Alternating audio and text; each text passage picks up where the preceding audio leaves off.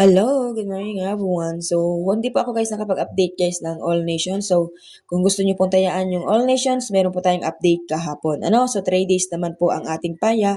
So, maaari niyo po yung alagaan hanggang ng 3 days. So, ngayon meron po tayong update sa Steel ng Laguna, Quezon Province, Rizal at Batangas. So, ito po ang tinatawag natin na LVQR. So, LVQR, Laguna, Batangas, Rizal at Quezon Province. Okay, so dito po tayo guys sa Laguna. Unahin natin na meron tayong sumada ng 8, Gs 27 at 1. Yung 1 guys ay galing po sa 37. Kadalasan, kung hindi man siya mag-Gs, minsan ay 1. No? So yung 8 naman guys, patras pong bilang sa 9 at sumada po siya dito sa 26.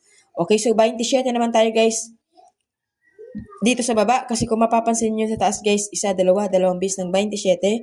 So, maaari pa rin po siya mag-27 today. Kasi tingnan nyo, 7, 17, 37, yung kulang po dito sa baba ay 27, di ba?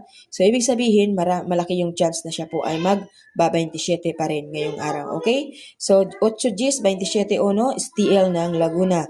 So, yung Quezon Province naman guys, so, kung mapapansin din ninyo guys, meron din tayong 1. So, yung 1 guys ay dahil nga po mayroon ditong 37 at 38, so malaki din yung chance na mag-1. Tapos yung 17, 22, magkakapares po yan guys sa pattern. And then yung 17 kasi guys, kapartner po sa pattern niya ng 38 at saka yung 26 sumada. So yung 36 po, dito po yung galing sa 9. Kasi kung tingnan nyo guys, 35, 37, 38, so naiiwan po si 36. So naiipit po. Okay, next natin ay steel ng Rizal. Ang Rizal naman guys, so meron po tayo ditong 9.15 at saka 35.22.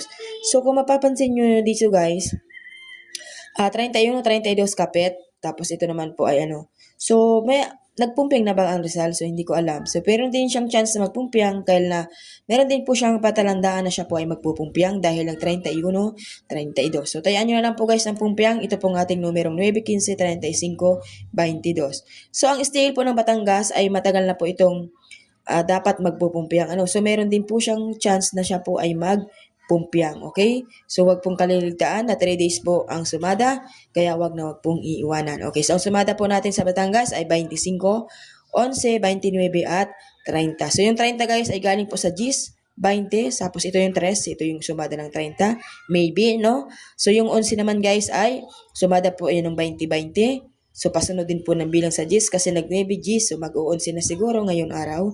So, yung 29 saka yung 30. So, yan po ang ating sumadat today. Sa mga basher natin yan guys, ako po ay nagsusumada lamang. Hindi po ako nanguhula kung ano po yung lalabas. Diskarte po ang ginagawa ko para po ako po ay makapagsumada. So, mano-mano po yan guys. Hindi po yan pinagtsatsambahan lang. So, hindi pa ako nabibigay ng numero na gawa-gawa lamang. So, meron po tayong copy, meron po tayong lugar na pwede po nating sumadahin. Kaya dyan po galing ang ating sumada. Good luck everyone. Have a nice day.